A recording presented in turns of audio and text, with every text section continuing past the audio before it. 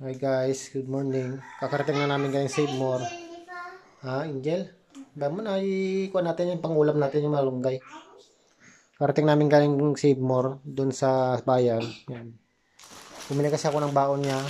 Kasi hindi ko kasi binibigyan ng pera yung anak ko. Binabaonan ko talaga siya ng pagkain niya.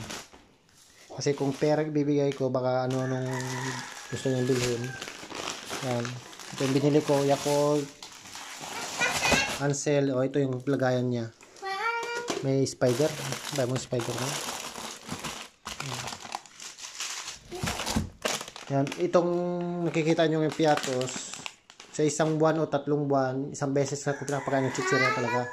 Hindi araw-araw. Ang kinakain niya talaga araw-araw, mga ito, yung mga baon niya, Watataps,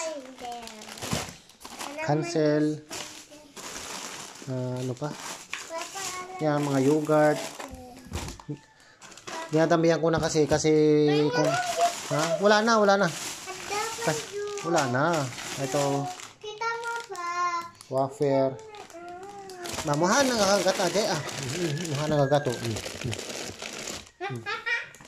Nagagat. Wafer. Bravo. Wafer uli. Para lang sa kanya yan. Mga biskwit. Tapos gatas niya. Kasi nagagatas yan pag umaga, gabi, tanghali, or hapon. So yung mga baon niya araw-araw. Pati merienda niya. Kasi alis nga ako bukas. Pupunta na ako ng Ruwas. Kasi magkikilibing po ako sa tatay ko. Kasi namatay yung tatay ko eh. So iwanan ko bukas yung anak ko. So alam ko naman kaya ng anak ko nga kahit siya na mag-isa sa school eh. Susundin na lang siya ng tito niya daw sa school. Siya na daw magkatid, sundo muna ang tito na. So ang nagastos namin sa pag-grocery namin para sa kanyang baon, naka 1,283 kami.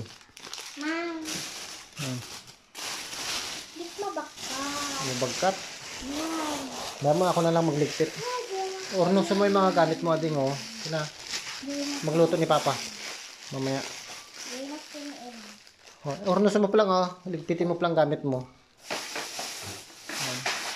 Bukas iwanan ko ng anak ko. Baon niya to sa school.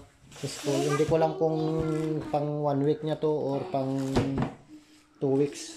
Kasi malakas magmerienda to eh. Sige guys, bye bye. Bye bye na yun ah. Bye bye ka na. Jesus.